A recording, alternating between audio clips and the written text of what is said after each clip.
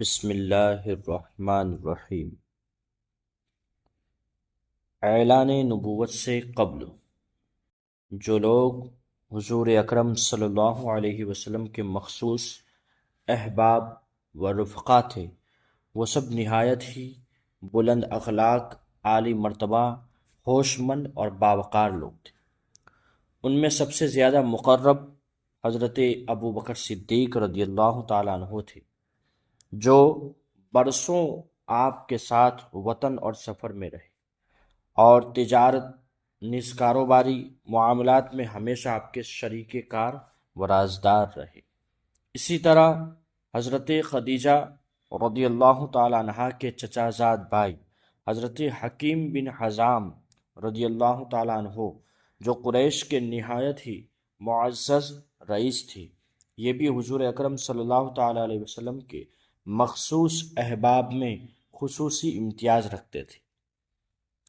حضرت ضماد بن ثعلبہ رضی اللہ تعالیٰ عنہ، جو زمانۂ جاہلیت میں طبابت اور جراح کا پیشہ کرتے تھے، یہ بھی احباب خاص میں سے تھے۔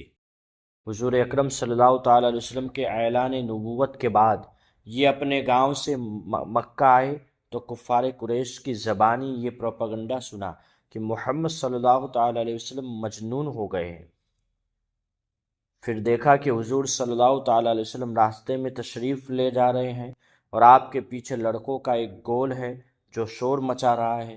یہ دیکھ کر حضرت ضماد بن ثعلبہ رضی اللہ تعالیٰ عنہ کو کچھ شبہ پیدا ہوا اور پرانی دوستی کی بنا پر ان کو انتہائی رنج و قلق ہوا۔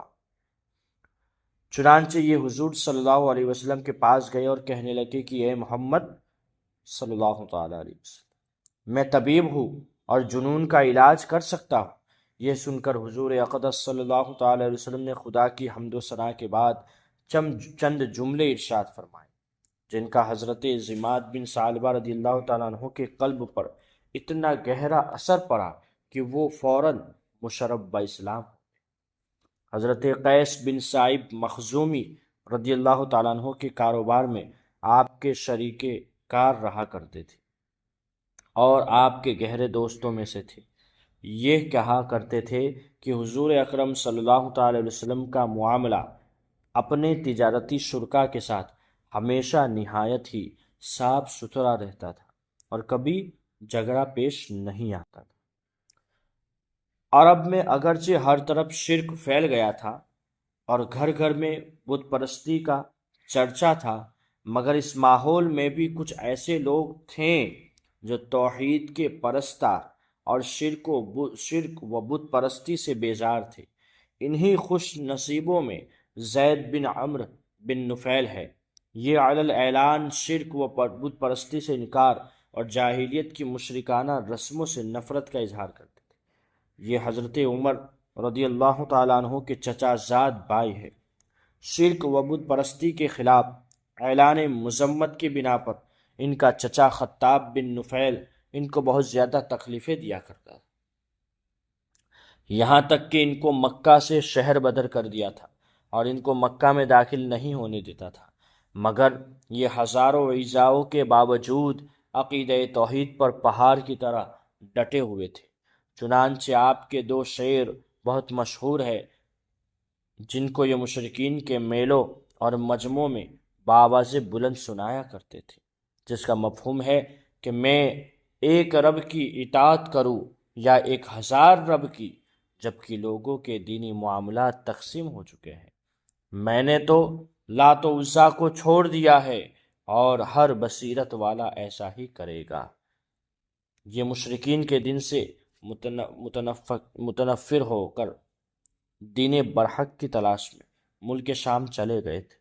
وہاں ایک یہودی عالم سے ملے، پھر ایک نصرانی پادری سے ملاقات کی، اور جب آپ نے یہودی و نصرانی دین کو قبول نہیں کیا تو ان دونوں نے دین حنیف کی طرف آپ کی رہنمائی کی، جو حضرت ابراہیم خلیل اللہ علیہ السلام کا دین تھا، اور ان دونوں نے یہ بھی بتایا کہ حضرت ابراہیم علیہ السلام نہ یہودی تھے نہ نصرانی، اور وہ ایک خدائے واحد کے سوا کسی کی عبادت نہیں کرتے تھے۔ یہ سن کر زید بن عمرو بن نفیل ملک شام سے مکہ واپس آ گئے اور ہاتھ اٹھا اٹھا کر مکہ میں بآواز یہ کہا کرتے تھے کہ اے لوگو، گواہ رہو کہ میں حضرت ابراہیم علیہ السلام کے دین پر۔ اعلان نبوت سے پہلے حضور صلی اللہ علیہ وسلم کے ساتھ زید بن عمرو بن نفیل کو بڑا خاص تعلق تھا اور کبھی کبھی ملاقاتیں بھی ہوتی رہتی تھی۔ چنانچہ حضرت عبداللہ بن عمر رضی اللہ عنہ راوی ہے کہ ایک مرتبہ وحی نازل ہونے سے پہلے حضور صلی اللہ علیہ وسلم کی مقام بلدہ کی ترائی میں زید بن عمرو بن نفیل سے ملاقات ہوئی تو انہوں نے حضور صلی اللہ علیہ وسلم کے سامنے دسترخوان پر کھانا پیش کیا۔ جب حضور صلی اللہ علیہ وسلم نے کھانے سے انکار فرما دیا تو زید بن عمرو بن نفیل کہنے لگے کہ میں بتوں کے نام پر ذبح کیے ہوئے جانوروں کا گوشت نہیں کھاتا، میں صرف وہی ذبیحہ کھاتا ہوں جو اللہ تبارک و تعالیٰ کے نام پر ذبح کیا گیا۔ پھر قریش کے ذبیحوں کی برائی بیان کرنے لگے اور قریش کو مخاطب کر کے کہنے لگے کہ بکری کو اللہ تعالیٰ نے پیدا فرمایا اور اللہ تعالیٰ نے اس کے لیے آسمان سے پانی برسایا اور زمین سے گھاس اگائی، پھر اے قریش، تم بکری کو اللہ کے غیر یعنی بتوں کے نام پر ذبح کرتے ہو۔ حضرت اسماء بنت ابو بکر رضی اللہ تعالیٰ عنہا کہتی ہیں، میں نے زید بن عمر بن نفیل کو دیکھا کہ وہ خانہ کعبہ سے ٹیک لگائے ہوئے کہتے کہ اے جماعت قریش، خدا کی قسم میرے سوا تم میں سے کوئی بھی حضرت ابراہیم علیہ السلام کے دین پر نہیں ہے۔ حضور اقدس صلی اللہ تعالیٰ علیہ وسلم کا اصل خاندانی پیشہ تجارت تھا، چونکہ آپ بچپن ہی میں ابو طالب کے ساتھ کئی بار تجارتی سفر فرما چکے تھے، جس سے آپ کو تجارتی لین دین کا کافی تجربہ بھی حاصل ہو چکا تھا۔ اس لیے ذریعہ معاش کے لیے آپ نے تجارت کا پیشہ اختیار فرمایا اور تجارت کی غرض سے شام و بصرہ اور یمن کا سفر فرمایا، اور ایسی راست بازی اور امانت و دیانت کے ساتھ آپ نے تجارتی کاروبار کیا کہ آپ کے شرکائے کار اور تمام اہل بازار آپ کو امین کے لقب سے پکارنے لگے۔ اور ایک کامیاب تاجر کے لیے امانت، سچائی، وعدہ کی پابندی، خوش اخلاقی تجارت کی جان ہے۔ ان خصوصیات میں مکہ کے تاجر امین نے جو تاریخی شاہکار پیش کیا ہے، اس کی مثال تاریخ عالم میں نادر روزگار ہے۔ حضرت عبداللہ بن ابی حمزہ صحابی رضی اللہ تعالیٰ عنہ کا بیان ہے کہ نزول وحی اور اعلان نبوت سے پہلے میں نے آپ سے کچھ خرید و فروخت کا معاملہ کیا، کچھ رقم ادا کر دی، کچھ باقی رہ گئی۔ میں نے وعدہ کیا کہ میں ابھی آ کر باقی رقم بھی ادا کر دوں گا۔ اتفاق سے 3 دن تک مجھے اپنا وعدہ یاد ہی نہیں ہے۔ تیسرے دن جب میں اس جگہ پہنچا جہاں میں نے آنے کا وعدہ کیا تھا تو اللہ اکبر، حضور اکرم صلی اللہ علیہ وسلم کو اسی جگہ منتظر پایا، مگر میری اس وعدہ خلافی سے حضور صلی اللہ تعالیٰ علیہ وسلم کے ماتھے پر ایک ذرہ برابر بھی بل نہیں آیا، بس صرف اتنا ہی فرمایا کہ تم کہاں تھے، میں 3 دن سے تمہارا انتظار کر رہا ہوں۔ اللہ۔ اسی طرح ایک صحابی حضرت صائب رضی اللہ تعالیٰ عنہ جب مسلمان ہو کر بارگاہ رسالت میں حاضر ہوئے اور لوگوں نے ان سے حضور صلی اللہ تعالیٰ علیہ وسلم کے خلق عظیم کا تذکرہ کرنا شروع کیا تو انہوں نے فرمایا کہ میں حضور صلی اللہ تعالیٰ علیہ وسلم کو تم لوگوں سے زیادہ جانتا ہوں۔ اعلان نبوت سے پہلے آپ میرے شریک تجارت تھے، لیکن حضور صلی اللہ تعالیٰ علیہ وسلم نے ہمیشہ معاملہ اتنا صاف اور ستھرا رکھا کہ کبھی بھی کوئی تکرار یا تو میں کی نوبت ہی نہیں آئی۔ حضور اقدس صلی اللہ تعالیٰ علیہ وسلم کا زمانہ طفلیت یعنی بچپنا ختم ہوا، جوانی کا زمانہ آیا تو بچپن کی طرح آپ کی جوانی بھی عام لوگوں سے نرالی تھی۔ آپ کا شباب مجسم حیا اور چال چلن عصمت و وقار کا کامل نمونہ تھا۔ اعلان نبوت سے قبل حضور اکرم صلی اللہ تعالی علیہ وسلم کی تمام زندگی بہترین اخلاق و عادات کا خزانہ تھی۔ سچائی، دیانتداری، وفاداری، عہد کی پابندی، بزرگوں کی عظمت، چھوٹوں پر شفقت، رشتہ داروں سے محبت، رحم و سخاوت، قوم کی خدمت، دوستوں سے ہمدردی، عزیزوں کی غمخواری، غریبوں اور مفلسوں کی خبر گیری، دشمنوں کے ساتھ نیک برتاؤ، مخلوق خدا کی خیر خواہی، غرض کی تمام خصلتوں اور اچھی باتوں میں آپ اتنی بلند منزل پر پہنچے ہوئے تھے کہ دنیا کے بڑے سے بڑے انسانوں کے لیے وہاں تک رسائی تو کیا، اس کا تصور بھی ممکن۔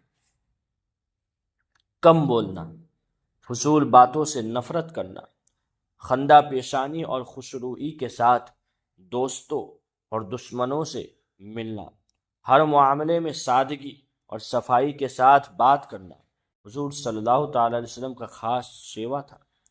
حرص، طمع، دغا، فریب، جھوٹ، شراب خوری، بدکاری، ناچ گانا، لوٹ مار، فحش گوئی، عشق بازی، یہ تمام بری عادتیں اور مذموم خصلتیں جو زمانۂ جاہلیت میں گویا ہر بچے کے خمیر میں ہوتی تھی، حضور صلی اللہ تعالی وسلم کی ذات گرامی ان تمام عیوب و نفائس سے پاک رہی۔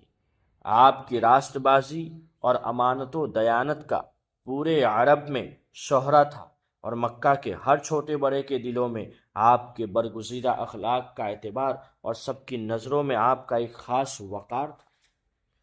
بچپن سے تقریباً 40 برس کی عمر شریف ہو گئی، لیکن زمانۂ جاہلیت کے ماحول میں رہنے کے باوجود تمام مشرکانہ رسوم اور جاہلانہ اطوار سے ہمیشہ آپ کا دامن عصمت پاک ہی رہا۔ مکہ شرک و بت پرستی کا سب سے بڑا مرکز تھا۔ خود خانہ کعبہ میں 360 بتوں کی پوجا ہوتی تھی۔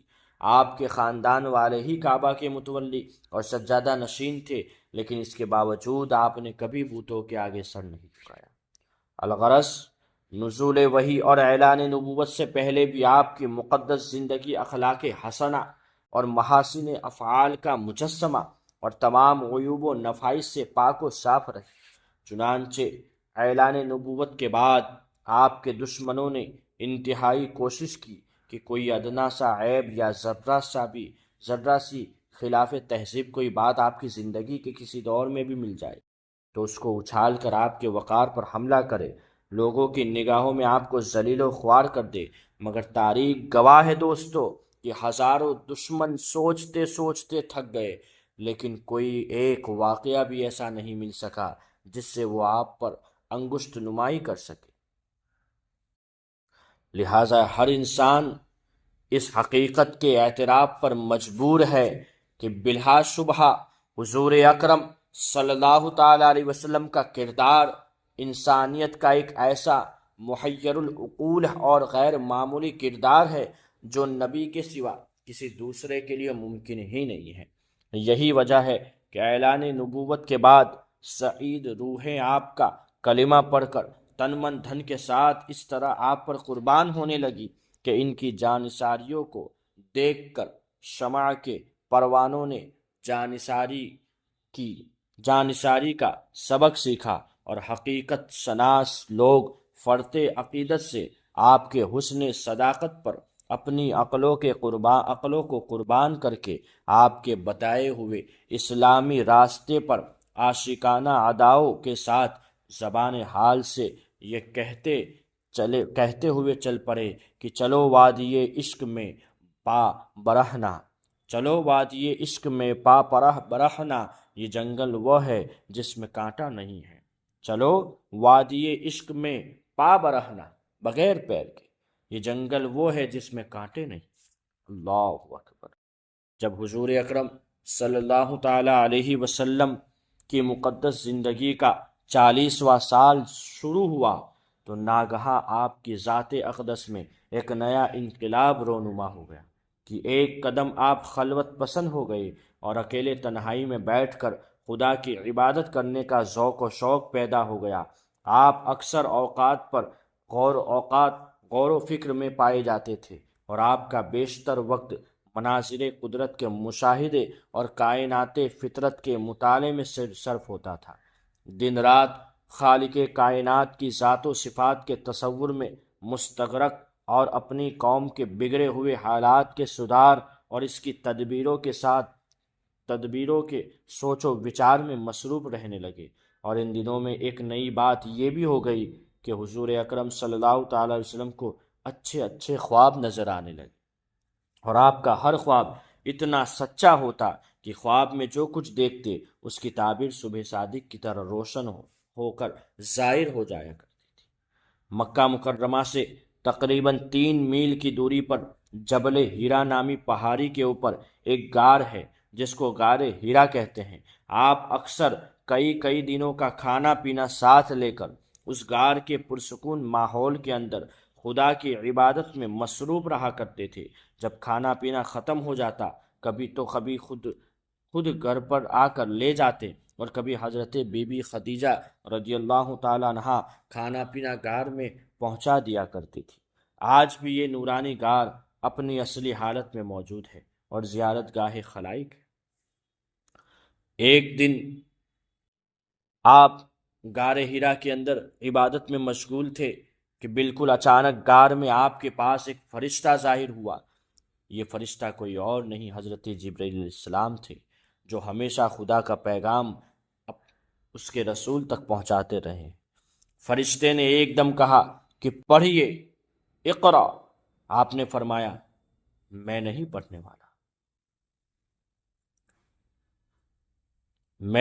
والا، میں پڑھنے والا نہیں ہوں۔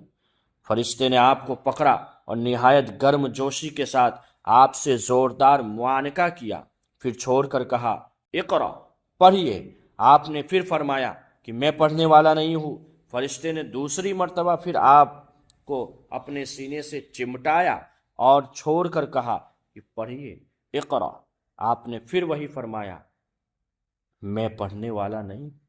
تیسری مرتبہ پھر فرشتے نے آپ کو بہت زور کے ساتھ اپنے سینے سے لگا کر چھوڑا اور کہا، اقرا بسم ربک الذی خلق، خلق الانسان من علق، اقرا وربک الاکرم الذی علم بالقلم وعلم الانسان ما لم يعلم۔ اور یہی سب سے پہلی وحی تھی جو آپ پر نازل ہوئی۔ ان آیتوں کو یاد کر کے حضور اقدس صلی اللہ تعالی وسلم اپنے گھر تشریف لائے، مگر اس واقعے سے جو بالکل ناگہانی طور پر آپ کو پیش آیا، اس سے آپ کے قلب مبارک پر لرزہ طاری تھا۔ آپ نے گھر والوں سے فرمایا کہ مجھے کمبل اٹھاؤ۔ حضرت خدیجہ سے فرمایا، مجھے کمبل اڑا دو۔ جب آپ کا خوف دور ہوا تو آپ نے حضرت بی بی خدیجہ رضی اللہ تعالیٰ عنہا سے غار میں پیش آنے والا واقعہ بیان کیا اور فرمایا کہ مجھے اپنی جان کا ڈر ہے۔ یہ سن کر حضرت بی بی خدیجہ رضی اللہ تعالیٰ عنہا نے کہا کہ نہیں، ہرگز نہیں، آپ کی جان کو کوئی خطرہ نہیں ہے۔ خدا کی قسم، اللہ تعالیٰ کبھی بھی آپ کو رسوا نہیں کرے گا۔ آپ تو رشتہ داروں کے ساتھ بہترین سلوک کرتے ہیں، دوسروں کا بار خود اٹھاتے ہیں، خود کما کر مفلسوں اور محتاجوں کو عطا فرماتے ہیں، مسافروں کی مہمان نوازی کرتے ہیں، اور حق و انصاف کی خاطر سب کی مصیبتوں اور مشکلات میں کام آتے ہیں۔ اس کے بعد حضرت خدیجہ رضی اللہ تعالیٰ عنہا کو اپنے چچا زاد بھائی ورقہ بن نوفل کے پاس لے گئی۔ ورقہ ان لوگوں میں سے تھے جو موحد تھے اور اہل مکہ کے شرک و بت پرستی سے بیزار ہو کر نصرانی ہو گئے تھے، اور انجیل کا عبرانی زبان سے عربی میں ترجمہ بھی کیا تھا۔ یہ کیا کرتے تھے اس کا ترجمہ، بہت بوڑھے اور نابینا ہو چکے تھے۔ حضرت بی بی خدیجہ رضی اللہ تعالیٰ عنہا نے ان سے کہا کہ بھائی جان، آپ اپنے بھتیجے کی بات سنیے۔ ورقہ بن نوفل نے کہا کہ بتائیے، آپ نے کیا دیکھا؟ حضور اکرم صلی اللہ تعالیٰ علیہ وسلم نے غار ہیرا کا پورا واقعہ بیان فرمایا۔ یہ سن کر ورقہ بن نوفل کہنے لگے کہ کاش میں آپ کے اعلان نبوت کے زمانے میں تندرست جوان ہوتا کاش میں اس وقت تک زندہ رہتا جب آپ کی قوم آپ کو مکہ سے باہر نکالے۔ یہ سن کر حضور صلی اللہ تعالی وسلم نے تعجب سے فرمایا کہ کیا مکہ والے مجھے مکہ سے نکال دیں گے؟ تو ورقہ نے کہا کہ جی ہاں، جو شخص بھی آپ کی طرح نبوت لے کر آیا، لوگ اس کے ساتھ دشمنی پر کمر بستہ ہو گئے۔ اس کے بعد کچھ دنوں تک وحی اترنے کا سلسلہ بند ہو گیا اور حضور وحی کے انتظار میں مضطرب اور بے قرار رہنے لگے، یہاں تک کہ ایک دن حضور صلی اللہ تعالی علیہ وسلم کہیں گھر سے باہر تشریف لے جا رہے تھے کہ کسی نے یا محمد کہہ کر آپ کو پکارا۔ آپ نے آسمان کی طرف سر اٹھا کر دیکھا تو یہ نظر آیا کہ وہی فرشتہ یعنی حضرت جبرائیل علیہ السلام جو فرشتہ غار میں آیا تھا، آسمان و زمین کے درمیان ایک کرسی پر بیٹھا ہوا ہے۔ یہ منظر دیکھ کر آپ کے قلب مبارک میں خوف کی کیفیت پیدا ہو گئی اور آپ مکان پر آ کر لیٹ گئے اور پھر فرمایا کہ مجھے کمبل اڑا۔ چنانچہ آپ کمبل اوڑھ کر لیٹے ہوئے تھے کہ ناگہاں آپ پر سورہ مدثر کی ابتدائی آیت نازل ہوئی اور رب تبارک و تعالیٰ کا فرمان اتر پڑا کہ اے بالا پوش اوڑھنے والے، اے چادر اوڑھنے والے، کھڑے ہو جاؤ، پھر ڈر سناؤ اور اپنی رب کی بڑائی بولو اور اپنے کپڑے پاک رکھو اور بتوں سے دور رہو۔ ان آیت کے نزول کے بعد حضور اکرم صلی اللہ تعالی وسلم کو خداوند قدوس نے دعوت اسلام کے منصب پر مامور فرما دیا اور آپ خداوند تعالیٰ کے حکم کے مطابق دعوت حق اور تبلیغ اسلام کے لیے کمر بستہ ہو گئے۔ انشاءاللہ حضور صلی اللہ تعالی علیہ وسلم کی دعوت اسلام جو ہے تبلیغ دین، اس کے تعلق سے ذکر کیا جائے گا اگلے پارٹ میں۔ تب تک کے لیے السلام علیکم ورحمۃ اللہ وبرکاتہ۔